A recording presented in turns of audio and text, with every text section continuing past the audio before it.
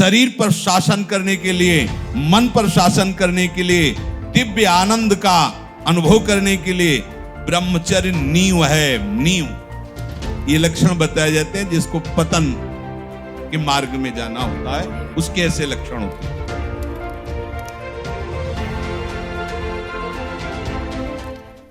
जिसको कश्यप जी से उनके गुरुदेव कह रहे कि जिसको इस मनुष्य जन्म में पूर्व पुण्य कर्म या संत महात्माओं की कृपाओं से मुक्त होना होता है, उसके ऐसे लक्षण प्रकट हो जाते हैं।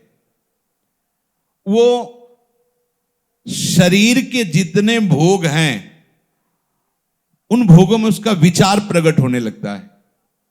कब तक कितना खाते रहेंगे, ये कितना देखते रहेंगे, कितना भोगते रहेंगे, ये प्रारंभिक दशा विचार प्रकट होने लगता है।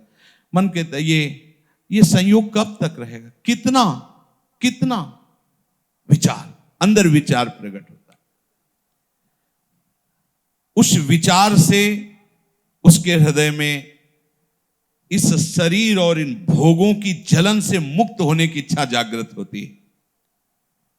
अब वो दानम व्रतम ब्रह्मचर्यम यथोक्तम ब्रह्मधारणम दमः प्रशांतता चैव भूतानां चानुकंपनम संयमाश्चानुशंस्यं च परस्वादानवर्जनम व्यलीका नामकरणम भूतानां मनसा भुवि माता पित्रोश्च शुश्रूषा देवतातिथि पूजनम गुरु पूजा घृणा शौचम नित्य मंद्रिय संयमम।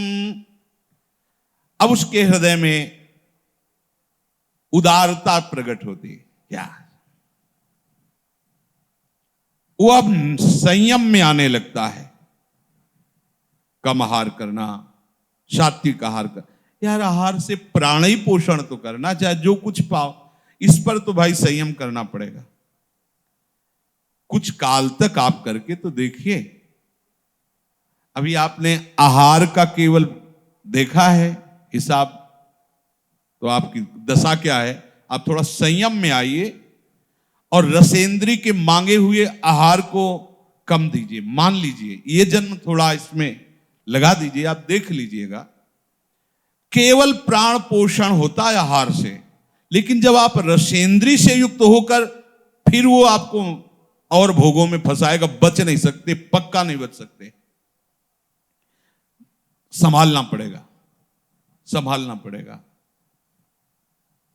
जब तक आपकी रसेंद्री ठीक नहीं होगी तब तक आप हमारी बातों को धारण करने की योग्यता नहीं प्राप्त कर पाएंगे। समस्त इंद्रियों में चांचल्यता प्रकट करने वाली प्रमुख इंद्री रसेंद्री है, जिह्वा। इसको संभालिए, संभालिए। जगह जगह ये बात शास्त्रों में पाई जा रही कि बहुत साधना में इसका योगदान है, रसेंद्री का। बहुत संयम में रही। हमने बहुत से संत भगवान को देखा है। अब ये जो विचरण करने वाले महात्माओं घटना होती कि भाई 35 रोटी पा गए, ये पा, अब 8 दिन भोजन नहीं मिला तो 35 रोटी क्या करेगी। एक बार में पा लिया, फिर 5-6 दिन के लिए फुर्सत, वहां कुछ विकार थोड़ी आने की जरूरत है। हाँ, जब आपको बाल भोग मिल रहा है, राजभोग मिल रहा है, शयन भोग तीनों टाइम मिल रहा है, तो अल्पाहार, थोड़ा थोड़ा सात्विक आहार, भजन, हर समय आप बैठ सकते हो, ऐसी हो। अब वो ब्रह्मचर्य व्रत को धारण करेगा।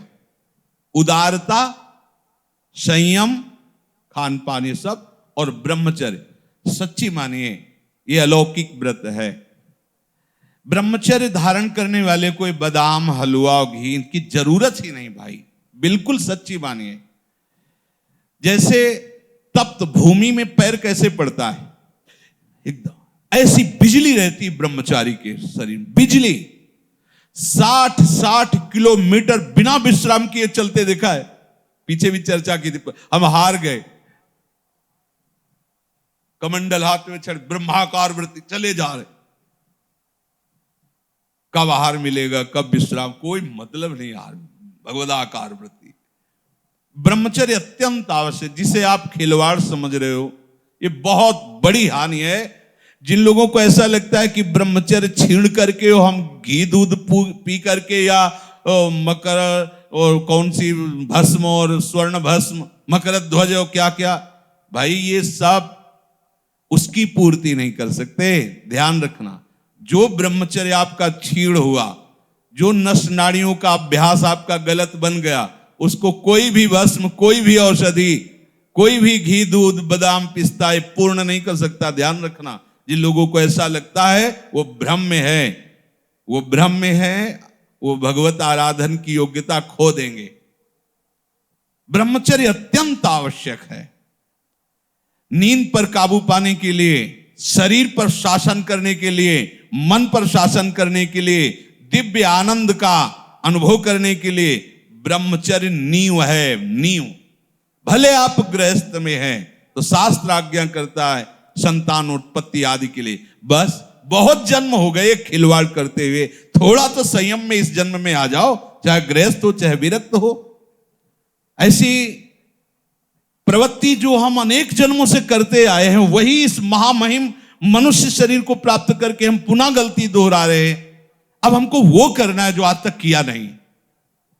आज तक भोग करते रहे तो अब ब्रह्मचर्य से रहेंगे, आज तक विषय चिंतन करते रहे तो भगवत सेवा चिंतन करेंगे, आज तक संसार के रूप का चिंतन करते अब स्वामी के रूप का चिंतन करेंगे, आज तक संसार का नाम गुणगान करते रहे, प्रपंच का, अब मैं प्रपंचातीत प्रभु के नाम का, उनके गुणों का गायन करूंगा। जब जिसको भगवत प्राप्ति होनी होती है मनुष्य शरीर में, तो ये संयोग प्राप्त होना शुरू हो जाता है। वो शास्त्रों का स्वाध्याय करने लगता है।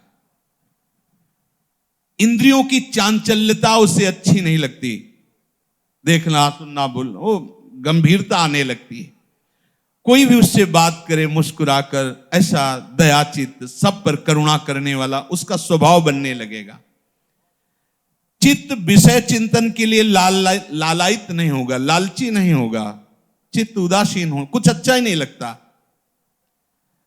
स्वभाव में कोमलता, दूसरों से कुछ लेने की इच्छा का त्याग,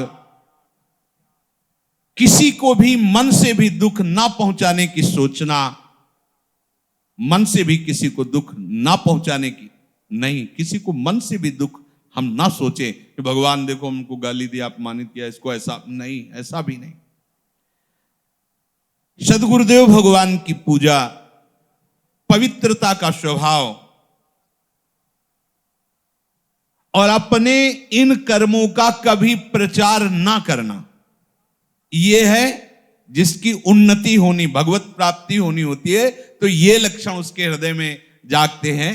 अपने शिष्य कश्यप जी को वो बोल रहे हैं। और जिसका पतन होना होता है, नाश होना होता है, उसे विपरीत बुद्धि प्राप्त हो जाती है। बुरी दशा आने के पहले बुद्धि बदली जाती है। उसके हृदय में विपरीत दशा जागृत होती है। विनाश काल में बुद्धि व्यावर्तते चास्य विनाशे प्रत्युपस्थिते, उसकी ऐसी बुद्धि में उल्टी भावना आ जाती कि कब तक ये सब, अरे भोगो यार, भगवान को मिलना होगा मिल जाएंगे, ना मिलना ना, सामने भोग उपस्थित, भोगो। उसमें धैर्य नहीं रहता। ये लक्षण बताए जाते हैं जिसको पतन के मार्ग में जाना होता है, उसके ऐसे लक्षण होते हैं। वो अपने धैर्य को नहीं बनाए रखता। कोई भी भोग सामने आया, विचार नहीं करना, पशु की तरह बस उसे स्वीकार कर लेना, नहीं। विवेक, अगला कदम रखने के पहले विचार करो, मेरा कदम कहां रखा जा रहा है, क्या होगा, अगर मैं ऐसा करूंगा तो होगा क्या, अगर हमारे हरि गुरु अपनी कृपा की नजर हमसे हटा लिए तो फिर होगा क्या।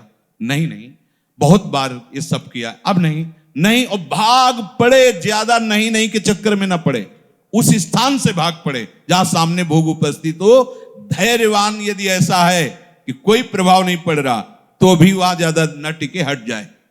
काजर की कोठरी में कैसो भी सयान हो जाए, दाग लागी है, पैलागी है, पैलागी है, महापुरुषों ने कहा है। उसका धैर्य खत्म हो जाता है, धैर्यवान नहीं रहता। बहुत ध्यान देने योग्य बात है। शिष्य को बता रहे जिसका मंगल होना होता है उसके ऐसे लक्षण जो आप पहले वर्णन किए, और जिसका पतन होना होता उसके ऐसे लक्षण। अब वो विषयों के अनुकूल समय में मन पर अधिकार ना होने के कारण वो अपनी प्रकृति के विरुद्ध आचरण करना शुरू कर देता है। अपनी स्वाभाविक प्रवृत्ति प्रभु की तरफ होनी चाहिए, उनके हम अंश हैं, पर वो विरुद्ध आचरण जो भगवत मार्ग से हमें पतित कर दे, ऐसे आचरणों में खुश होकर वो चलने लगता है। अत्यंत हानि पहुंचाने वाली वो क्रियाएं करने लगता है। देख लीजिए ये सब, उनका क्या व्याख्या करें। अत्यंत हानि पहुंचाने वाली, पता नहीं है, और अपने जीवन को स्वयं नष्ट कर रहे। जब उनको शिक्षा दो तो उनको बुरा लगता है कि हमें ऐसे महासुख से वंचित क्यों कर रहे हैं। अरे पागल, ये कोई सुख है जो तुम्हें छीण कर रहा है, नष्ट कर रहा है। आओ सुख सिंधु प्रभु के नाम रूप में देखो कैसा अपार सुख है। वो उन सब वस्तुओं का सेवन करता है जिससे उसकी बुद्धि भ्रष्ट हो जाए। होटल से मंगाओ भोजन, माना बहुत साफ स्वच्छ दिखाई दे रहा है, लेकिन बनाने वाले का कैसा आचरण है, कैसे बना रहा है, क्या विचार है, कैसी पद्धति से बनाया गया है। आपको शीशा के अंदर रखे हुए सुरक्षित दिखाई देते, लेकिन उस समय क्या है, सब अच्छा है, पर उसका विचार क्या है, उस समय का विचार उसके अंदर संस्कार डाल रहा है। ये ज्यादा चाट चूट वाली जो जबान है, ये परमार्थ लायक नहीं होती, इसको सुधारो। जिस चीज की ज्यादा मांग है उसको तो कभी मत खाओ। एक बार तो यार कर्रे पड़ जाओ, एक बार तो थोड़ा हिम्मती बनो। देखो ना, देखो एक ऐसा फिर समय आता है कि इन सब बातों का महत्व नहीं रहता जो हम आपको बता रहे हैं, कोई महत्व नहीं। एक समय पूज्यपाद उड़िया बाबा एक कवल एक बार में दे दो, जितना देना, 24 घंटे में एक बार, बस एक कवल। 18 घंटे भजन में बैठे, ब्रह्माभ्यास, कृष्ण शरीर हो गया, दिव्य तेज जग रहा। ब्रह्मचर्य ऐसे थोड़ी रहा जाता है कि आप तीनों टाइम को कस कस के और सब ऐसे पाओ ब्रह्मचर्य रह।